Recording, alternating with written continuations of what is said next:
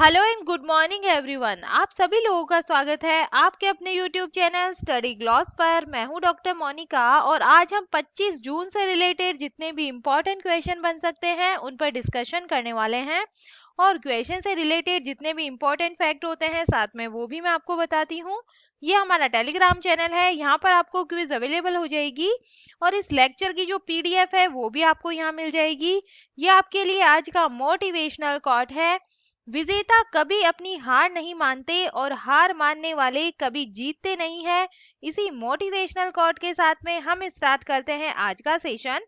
First question है, who has become the first woman president of federation of international cricketers association. Federation of international cricketers association की जो पहली महिला अध्यक्ष है ये कौन बन गई है? तो इसका करेक्ट आंसर होगा लीसा स्टालेकर बन गई है। ए इसका करेक्ट आंसर है। इनके बारे में हम डिटेल से बात करें तो ये पूर्व ऑस्ट्रेलियाई महिला क्रिकेटर है लीसा स्टालेकर और इन्होंने इतिहास रच दिया है। लीजा को federation of international cricketers association की अध्यक्ष नियुक्त किया गया है और इस तरह लीसा फीका की अध्यक्ष बनने वाली पहली महिला बन गई है। इससे पहले फीका के अध्यक्ष पद पर इंग्लैंड टीम के पूर्व क्रिकेटर विक्रम सोलंकी थे और अब लीसा स्टालेकर विक्रम सोलंकी की जगह लेने वाली है। चलिए टॉप 5 फेमस वुमेन्स को हम रिवाइज करें तो first president of press council of India तो ये बने हैं Ranjana Prakash Desai. First women vice chancellor of Jawaharlal Nehru university तो ये बनी है Shanti Shri Dhulipudi. New chairperson of international olympic committee athletes commission तो ये बनी है Emma Terho. First black of America supreme court women जज तो ये है Ketanji Brown Jackson. New chairperson of securities and exchange board of India तो ये बनी है माधवी पुरी भुज।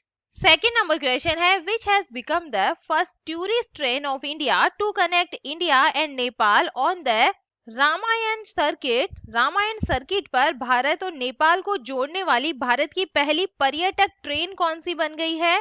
तो इसका करेक्ट आंसर होगा ये बन गई है भारत गौरव टूरिस्ट ट्रेन। डी इसका करेक्ट आंसर होगा। डिटेल से बात करें तो दिल्ली सफदरगंज रेलवे स्टेशन से भारत गौरव पर्यटक ट्रेन को शुरू की गई है और ये कदम पहली बार भारत और नेपाल को एक पर्यटक ट्रेन से जोड़ने वाला है। ये भारत और नेपाल को जोड़ने वाली पहली पर्यटक ट्रेन है। भारत गौरव पर्यटक ट्रेन 18 दिनों के लिए अपनी पहली श्री रामायण यात्रा शुरू कर रही है। रामायण सर्किट पर चलने वाली ट्रेन की पहली यात्रा अन्य लोकप्रिय स्थानों के अलावा पहली बार जनकपुर नेपाल के धार्मिक स्थल को भी कवर करने वाली है। इसके अलावा यह अयोध्या, नंदीग्राम, सीतामढ़ी, वाराणसी, प्रयागराज, चित्रकूट, पंचवटी, हम्पी, रामेश्वरम और भद्राचलम जैसे गंतव्य पर भी जाएगी। केंद्रीय पर्यटन मंत्री किशन रेड्डी ने रेल मंत्री अश्वनी वैष्णव के साथ इस ट्रेन को हरी झंडी दिखाई है। चलिए top 5 questions related to India's first को हम रिवाइज करें।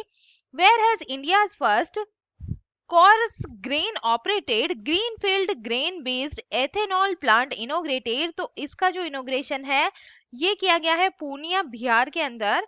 India's first district with library in every village which is mad तो ये जो खुली है लाइब्रेरी हर गांव के अंदर ये जमात्रा झारखंड के अंदर खुली है। Which has become India's first carbon neutral panchayat तो ये बनी है पाली जो जम्मू कश्मीर के अंदर है। Which state government has approved India's first gene bank project तो ये अप्रूव हुआ है महाराष्ट्र के अंदर। Indigenous navigation system Gagan which has become the first airline company in India to land a plane using तो ये है IndiGo airlines. Third number question है, who has won the title of U17 Women's Asia Wrestling Championship 2022 under 17 महिला Asia कुश्ती championship 2022 का जो खिताब है ये किसने जीत लिया है? तो इसका करेक्ट आंसर है ये किर्गिस्तान के बिश्केक में अंडर 17 एशियाई जो चैंपियनशिप है ये हुआ था और इसके अंदर जो भारत की टीम है इसने ये चैंपियनशिप जीत लिया है। भारत की महिला कुश्ती टीम ने किर्गिस्तान के बिश्केक में अंडर 17 एशियाई चैंपियनशिप का जो टाइटल है ये जीत लिया है। भारत 8 जो है गोल्ड के साथ, एक सिल्वर और एक ब्रॉन्ज के पदक के साथ में 235 अंक लेकर ये टॉप पे रहा है। सेकंड नंबर पे रहा है जापान 143 पॉइंट्स के साथ में। थर्ड नंबर पे है मंगोलिया 138 पॉइंट्स के साथ में। महिला कुश्ती के 5 भार वर्ग में मुकाबलों का आयोजन किया गया था और ऋतिका सहित भारतीय महिलाओं ने 43 किलोग्राम में स्वर्ण, अहिल्या शिंदे ने 49 किलोग्राम में भी स्वर्ण पदक जीता और शिक्षा ने 57 किलोग्राम में स्वर्ण पदक जीता। प्रिया ने 73 किलोग्राम में स्वर्ण, जबकि पुलकित ने 65 किलोग्राम में रजत पदक हासिल किया है। टॉप 3 कंट्रीज की हम बात करें तो फर्स्ट पे आया है इंडिया, सेकंड पे है जापान और थर्ड पोजीशन पे है मंगोलिया। 4 नंबर क्वेश्चन है, who has won the women fiction award 2022 for the novel the book of from emptiness. The book of form and emptiness उपन्यास के लिए महिला फिक्शन पुरस्कार 2022 किसने जीता है? तो इसका करेक्ट आंसर होगा रूथ ओजेकी ने ये पुरस्कार जीता है। ए इसका करेक्ट आंसर है। प्रसिद्ध अमेरिकी कनाडाई लेखिका, फिल्म निर्माता जैन पुजारी रूथ ने इस साल उनके उपन्यास the book of form and emptiness के लिए महिला फिक्शन पुरस्कार इन्हें मिला है। ओजेकी का चौथा उपन्यास the book of form and emptiness एक 13 वर्षीय लड़की की कहानी बताता है जो अपने पिता की दुखद मृत्यु के बाद में उससे बात करने वाली वस्तुओं की आवाजें सुनना शुरू कर देती है और उन्हें लंदन में एक समारोह में ये जो पुरस्कार है ये दिया गया है। ओजेकी के पिछले कार्य में 2013 बुकर पुरस्कार नामांकित a tale for the time being plus उपन्यास माय ईयर ऑफ मीट्स और ऑल ओवर क्रिएशन शामिल है। चलिए टॉप 5 अवार्ड्स को हम रिवाइज करें। Which Indian author has won the international Booker prize 2022 for the first time? Hindi novel रीत की समाधि, तो ये पुरस्कार मिला है गीतांजलि श्री को। Who has been honored with the 31st GD Birla Award for outstanding work in scientific research? तो ये मिला है नारायण प्रधान को। Who has been honored with International Congress Women Award 2022? तो ये रिजवाना हसन को दिया गया है। Who has been awarded Saathiya Academy Award 2021 for Urdu language? तो ये चंद्रभान ख्याल को मिला है। Who has been awarded Ramanujan Award for Young Mathematicians? तो ये नीना गुप्ता को दिया गया है। 5 नंबर क्वेश्चन है, Who has been appointed as the next permanent representative of India to the United Nations? संयुक्त राष्ट्र में भारत की अगली स्थायी प्रतिनिधि के रूप में किसे नियुक्त किया गया है? तो इसका करेक्ट आंसर होगा रुचिरा कंबोज को किया गया है। ए इसका करेक्ट आंसर है। डिटेल से बात करें तो वरिष्ठ राजनयिक रुचिरा कंबोज जो वर्तमान में भूटान में भारत की राजदूत के रूप में कार्यरत है, न्यूयॉर्क में संयुक्त राष्ट्र में भारत के अगले स्थायी प्रतिनिधि के रूप में ये नियुक्त की गई है। वह संयुक्त राष्ट्र में भारतीय राजदूत के रूप में एटीएस त्रिमूर्ति का ये स्थान लेने वाली है। 1987 में भारतीय विदेश सेवा में शामिल हुई कंबोज 1987 सिविल सेवा बैच की अखिल भारतीय महिला टॉपर और 1987 विदेश सेवा बैच की टॉपर ये थी। यूएन की बात करें, यूनाइटेड नेशंस की, तो इसकी स्थापना हुई थी 24 अक्टूबर 1945 को। इसका हेडक्वार्टर न्यूयॉर्क यूएसए के अंदर है। मेंबर कंट्रीज है 193 और यहाँ के जो प्रेसिडेंट है यह है एंटोनियो गुटेरेस। चलिए टॉप 5 इंटरनेशनल अपॉइंटमेंट्स को हम रिवाइज करें। न्यू प्रेसिडेंट ऑफ निकारागुआ, तो ये है Jose Daniel Ortega. Sergio Mattarella again president of which country? तो ये फिर से प्रेसिडेंट बन गई है इटली की। First female president of Honduras, तो ये है Xiomara Castro. Morten Bodskov of which country? New defence minister, तो ये है Denmark. Youngest president of Chile, तो यह है गैब्रियल बोरिक। 6 नंबर क्वेश्चन है, who has become the first female student of India to top the first batch of National Defence Academy examination?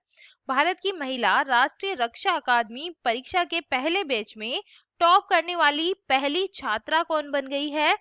तो इसका correct answer होगा सनन ढाका बन गई है। सी इसका करेक्ट आंसर है। डिटेल से इसके बारे में बात करें तो देश के पहले महिला एनडीए बैच में दाखिले के लिए हुई परीक्षा में रोहतक के गांव सुडाना की बेटी शनन ढाका ने अपनी पहली रैंक इन्होंने हासिल की है। शनन ने लड़कों की परीक्षा में 10वां और लड़कियों की परीक्षा में पूरे देश में पहला स्थान इन्होंने हासिल किया है। लेफ्टिनेंट के लिए चयनित शनन ढाका ने दादा सूबेदार चंद्रभान ढाका व पिता नायक सूबेदार विजय कुमार ढाका से प्रेरित हो आर्मी में भर्ती होकर देश की सेवा को इन्होंने चुना है। एनडीए की बात करें तो इसकी फुल फॉर्म होती है नेशनल डिफेंस एकेडमी। इसकी स्थापना हुई थी 7 दिसंबर 1954 के अंदर। हेडक्वार्टर इसका पुणे महाराष्ट्र के अंदर है और इसका मोटो है सेवा परमो धर्मा। 7 नंबर क्वेश्चन है which has become the 36th state and union territory of India to join the one nation one ration card scheme. One nation one ration card योजना से जुड़ने वाला भारत का 36वां राज्य या केंद्र शासित प्रदेश कौन सा बन गया है? तो ये बन गया है असम। असम इसका करेक्ट आंसर होगा। सी इसका करेक्ट आंसर है। Assam one nation one ration card योजना को लागू करने वाला 36वां राज्य बन गया है। इसके साथ ONORC योजना को सभी 36 राज्यों और केंद्र शासित प्रदेशों में सफलतापूर्वक लागू किया गया है, जिससे पूरे देश में खाद्य सुरक्षा पोर्टेबल हो गई है। उपभोक्ता मामले, खाद्य और सार्वजनिक वितरण मंत्रालय ने कहा है कि ये देश में अपनी तरह की एक अनूठी नागरिक केंद्रित पहल है, जिसे अगस्त 2019 में शुरू किए जाने के बाद लगभग 80 करोड़ लाभार्थियों को कवर करते हुए कम समय में तेजी से लागू किया गया है। One nation one ration card क्या है? One nation one ration card एक ऐसी योजना है जो आधार सीडिंग नामक प्रक्रिया के द्वारा लाभार्थी के राशन कार्ड का राष्ट्रीयकरण करेगी और आधार सीडिंग से ये सुनिश्चित होगा कि लाभार्थी देश में किसी भी उचित मूल्य की दुकान से अपना या अपने हकदार खाद्यान्न को ये ले सकता है। 8 नंबर क्वेश्चन है prime minister Narendra Modi called doctor BR where has the new campus of the Ambedkar School of Economics University been inaugurated? प्रधानमंत्री नरेंद्र मोदी ने doctor BR Ambedkar school of economics विश्वविद्यालय के नए परिसर का जो उद्घाटन है ये कहाँ पर किया है? तो इसका करेक्ट आंसर है ये कर्नाटका बेंगलुरु के अंदर किया गया है। ए इसका करेक्ट आंसर होगा। बेंगलोर कर्नाटक में प्रधानमंत्री नरेंद्र मोदी ने doctor BR Ambedkar school of economics विश्वविद्यालय के नई परिसर का इन्होंने उद्घाटन करने के साथ ही भारतीय संविधान निर्माता डॉक्टर BR अम्बेडकर की एक प्रतिमा का भी अनावरण इन्होंने किया है और इन्होंने कार्यक्रम में 150 प्रौद्योगिकी हब भी समर्पित किया, जिन्हें कर्नाटक में औद्योगिक प्रशिक्षण संस्थानों में व्यापक बदलाव लाकर विकसित किया गया है। ये प्रौद्योगिकी हब 4,700 करोड़ रुपए से अधिक की लागत से विकसित किए गए हैं और इसे कई औद्योगिक भागीदारों का समर्थन प्राप्त है। इसका उद्देश्य उद्योग 4.0 कर्मियों की जरूरतों को पूरा करने के लिए कुशल कार्यभार तैयार करना है। कर्नाटका की हम बात करें तो Karnataka government has launch social awareness campaign जिसका नाम है सांस under construction Shivamogga airport in Karnataka to be named after. तो ये है BS Yediyurappa. Karnataka government has launched Vinay Samarasya पहल। Karnataka government launch Mahila at work program को लॉन्च किया है। Pariyam Mahotsav has been celebrated in Karnataka. The state government announced reservation in police for transgender. The world famous Masoor Dashera festival यहाँ पे celebrate किया जाता है। 9 number question है which country has amended the minimum age for migrant domestic workers? किस देश ने प्रवासी घरेलू कामगारों के लिए न्यूनतम आयु में संशोधन किया है? तो ये श्रीलंका के अंदर किया गया है। 20 का करेक्ट आंसर होगा। डिटेल से बात करें, श्रीलंका में सरकार ने घरेलू सहायिकाओं के रूप में विदेशी रोजगार के लिए जाने वाली महिलाओं की न्यूनतम आयु सीमा में संशोधन कर 21 वर्ष कर दी है। हालांकि सऊदी अरब के लिए न्यूनतम आयु सीमा 25 वर्ष और मध्य पूर्व के अन्य देशों के लिए 23 वर्ष निर्धारित की गई है। सऊदी अरब को छोड़कर मध्य पूर्व के अलावा बाकी देशों के लिए न्यूनतम आयु सीमा 21 के रूप में घोषित की गई है। दूसरी तरफ अंतर्राष्ट्रीय मुद्रा कोष की एक टीम संकटग्रस्त देश के साथ महत्वपूर्ण वित्तीय वार्ता के लिए श्रीलंका में है। जिसके पास भोजन, ईंधन, दवाओं के आयात के लिए लगभग कोई विदेशी मुद्रा यहाँ पे नहीं है। श्रीलंका की बात करें तो इसकी कैपिटल है कोलंबो। श्री जयावर्धनेपुरे कोटे, प्रेसिडेंट है गोताबाया राजपक्षा और करेंसी यहाँ पे चलती है श्रीलंकन रुपीस और प्राइम मिनिस्टर यहाँ पे है रानिल विक्रमसिंघे।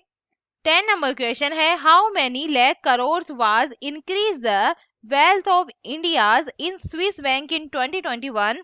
स्विस बैंक में भारतीयों का धन 2021 में कितने लाख करोड़ अधिक हुआ है? तो इसका करेक्ट आंसर है 30 लाख करोड़ रुपए जो है अधिक हुआ है। ए इसका करेक्ट आंसर है। स्विट्जरलैंड के केंद्रीय बैंक के वार्षिक आंकड़ों के अनुसार भारत स्थित शाखाओं और अन्य वित्तीय संस्थानों के माध्यम से स्विस बैंकों में भारतीय व्यक्तियों और फर्मों द्वारा जमा किया गया फंड 2021 में 3.83 बिलियन स्विस फ्रैंक के 14 साल के उच्च स्तर पर यह पहुंच गया है। स्विस बैंकों के साथ भारतीय ग्राहकों के कुल फंड में वृद्धि 2020 के अंत में 2.55 बिलियन स्विस फ्रैंक से वृद्धि के लगातार दूसरे वर्ष का ये प्रतीक है। स्विस नेशनल बैंक की हम बात करें तो chairman of the governing board of the तो ये है Thomas J Jordan. Head office है बर्न ज्यूरिक के अंदर और इसकी स्थापना हुई थी 1854 के अंदर। चलिए कल के जो एमसीक्यू है उन्हें हम जल्दी से रिवाइज कर लेते हैं। फर्स्ट क्वेश्चन है, औद्योगिक उपयोग के लिए भारत के पहले 100 mld क्षमता वाले विलवीकरण संयंत्र का उद्घाटन कहां पर किया गया है? तो ये किया गया है दहेज गुजरात के अंदर। ए इसका करेक्ट आंसर होगा। सेकंड नंबर क्वेश्चन है, एरोस्पेस रक्षा और सामान्य इंजीनियरिंग अनुप्रयोगों के लिए स्वदेशी धातु 3D प्रिंटर को किस संस्थान के शोधकर्ताओं ने विकसित किया है? तो ये आईआईटी जोधपुर के द्वारा डेवलप किया गया है। ए इसका करेक्ट आंसर है। थर्ड नंबर क्वेश्चन है, निर्माण श्रमिकों के कौशल को बेहतर करने के लिए निपुण नामक अभिनव परियोजना किसने स्टार्ट की है? तो ये हरदीप सिंह पुरी के द्वारा स्टार्ट की गई है। डी इसका करेक्ट आंसर है।